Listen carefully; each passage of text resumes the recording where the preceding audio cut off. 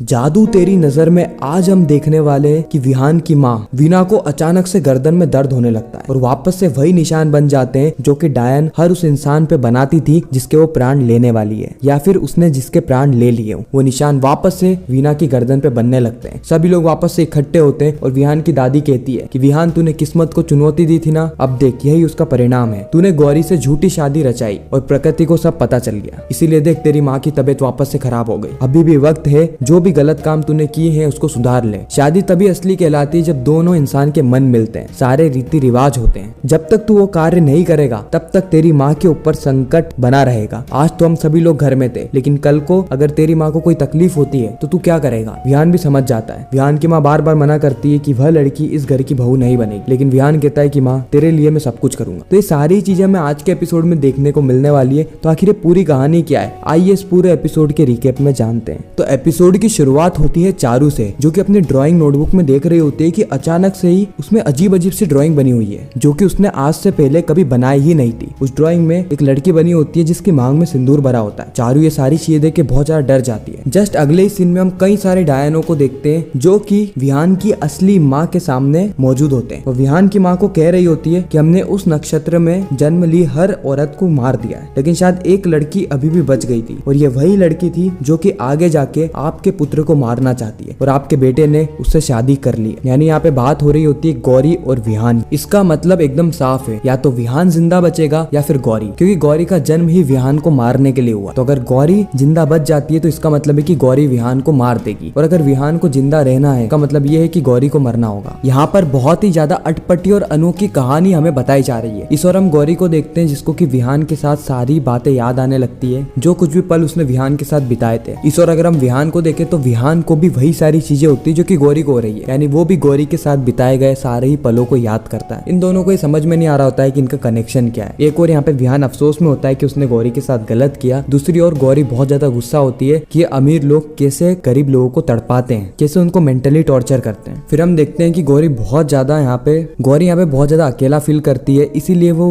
गौरी यहाँ पे बहुत ही ज्यादा अकेला फील करती है, इसीलिए वो अपने बचपन का जूता निकालती है जो कि उसके खास दोस्त ने दिया होता है। और इस और हम विहान को भी देखते हैं तो वह भी वही जूता निकालता है जो कि उसको उसके खास दोस्त ने दिया है। एक्चुअली में विहान और गौरी ने बचपन में एक दूसरे को जूता दिया होता है, मतलब एक दो जूते होते हैं, उसके आधे आधे हिस्से कर लिए होते हैं इन्होंने। तो ये दोनों जब भी अकेले होते हैं, परेशान होते हैं, बेचैन होते हैं, ये उस जूते को पकड़ते हैं और पुरानी यादों को याद करके रोने लगते हैं। इन दोनों का ही बचपन ढंग से नहीं बीता है। इन दोनों के ही जिंदगी में कई सारे रहस्य हैं जो कि इन दोनों को ही नहीं पता, खासकर गौरी को तो कुछ भी नहीं पता। गौरी को ऐसा लगता है कि वो एक आम इंसान है, लेकिन ऐसा बिल्कुल भी नहीं है। अगले ही पल गौरी देखती है कि चारू उसके बेड पे नहीं है। गौरी चारू को ढूंढती है तो चारू एक दीवार पे पेंटिंग बना रही होती है और वह पेंटिंग होती है डायन के बालों की। हालांकि गौरी से समझ नहीं पाती है। वह जब चारू से पूछती है कि चारू तू ये क्या कर रही है, तो चारू को भी पता नहीं होता कि वो ये क्या कर रही है, यानी वह डायन के प्रभाव में आ चुकी है। अब डायन घर के अंदर प्रवेश करने ही वाली होती है कि गौरी की शक्तियां डायन को रोक देती है। डायन सोच रही होती है कि वो घर के अंदर जा क्यों नहीं पा रही। फिर उसको पता चलता है कि शायद से इस लड़की की शक्तियां जागरूक हो चुकी है। ये लड़की और कोई नहीं बल्कि डायनों की सबसे बड़ी दुश्मन है, रिश्वा, डायन की सबसे बड़ी दुश्मन। इस और हम विहान की माँ को देखते हैं जो कि बहुत ज्यादा परेशान होती है। उसके दिमाग में वह सारी चीजें घूम रही होती है जो कि लक्ष्मी ने उससे कही थी कि विहान ने एक टैक्सी ड्राइवर लड़की से शादी कर ली है। पहले तो वो विहान की माँ ही थी जो कि विहान को शादी के लिए फोर्स कर रही थी,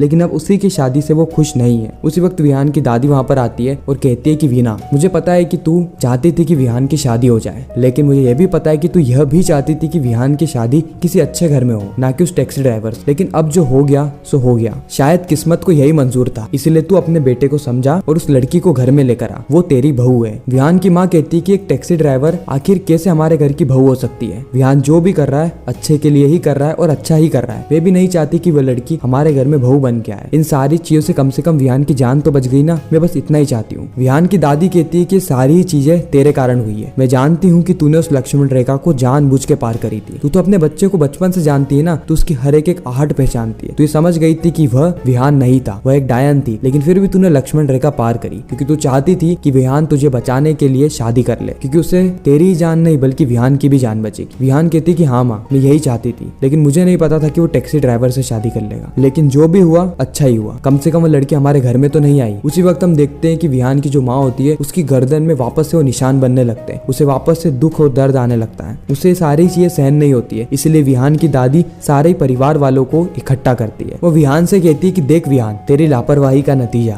तूने प्रकृति को धोखा देने की कोशिश करी थी ना, तूने इस लड़की की मांग तो भर दी लेकिन उससे शादी नहीं करी और यह बात प्रकृति को पता चल चुकी है। इसलिए तेरी माँ पे वापस से खतरा मंडरा चुका है। तेरी माँ के प्राण वापस से खतरे में आ चुके हैं। अभी भी वो पूरी तरीके से स्वस्थ नहीं है, कभी भी उसके प्राण जा सकते हैं, सिर्फ और सिर्फ तेरे कारण, क्योंकि तूने प्रकृति को धोखा देना चाहा। तूने उस लड़की से शादी नहीं करी। शादी सिर्फ मांग में सिंदूर भरना नहीं होता, बल्कि शादी का मतलब है लड़का और लड़की के मन को मिलना। वह दोनों ही मंजूरी से 7 फेरे लेते हैं, तब जाके शादी संपूर्ण होती है। और तूने क्या किया? तूने जबरदस्ती बिना उसकी मर्जी से उसकी मांग में सिंदूर भर दिया। कुछ समय के लिए तूने तेरी माँ के प्राण तो बचा लिए, लेकिन अब क्या करेगा? अब तुझे उससे शादी करनी ही होगी। विहान की माँ कहती कि नहीं, विहान उससे शादी नहीं करेगा। एक टैक्सी ड्राइवर कैसे इस घर की बहू बनेगी? ऐसा बिल्कुल भी नहीं होने वाला। विहान तू ऐसा बिल्कुल भी नहीं करेगा। विहान कहता है कि नहीं माँ, मैं आपको बचाने के लिए जो कुछ भी कर सकता हूँ मैं वो सारी ही चीजें करूँ, आप चिंता मत करो, मैं आपको बचा के रहूंगा। फिर हम देखते हैं कि विहान मन ही मन में ये बात डिसाइड कर लेता है कि वह गौरी से शादी करेगा। लेकिन सवाल यही आता है कि क्या गौरी विहान से शादी करेगी, क्योंकि गौरी बहुत ही ज्यादा नाराज है। इस और हम गौरी को देखते हैं जो कि अपने बहन के फर्स्ट कॉलेज डे के लिए बहुत ज्यादा एक्साइटेड रहती है। उसका टिफिन पैक करती है, उसकी किताबें उसके बैग में रखती है और अपनी बहन को पॉजिटिव वाइब देने की पूरी से पूरी कोशिश करती है। उसी वक्त चारू कहती है कि दीदी आप ठीक तो हो ना, क्योंकि कल कॉलेज के डीन ने आपकी मांग भर दी थी, आपसे शादी कर ली। उसी वक्त गौरी कहती है कि नहीं, कोई भी शादी नहीं हुई है और तू अपने कॉलेज पे फोकस कर, मुझ पे नहीं, मैं मेरी जिंदगी देख लूंगी। ईश्वर हम हर्ष और अर्जुन को देखते हैं जो कि विहान को बार बार समझाने की कोशिश करते हैं कि आप अगर सीधे उस लड़की के पास चले जाओगे तो आपको वापस से चाटा मारेगी। आप एक काम करो,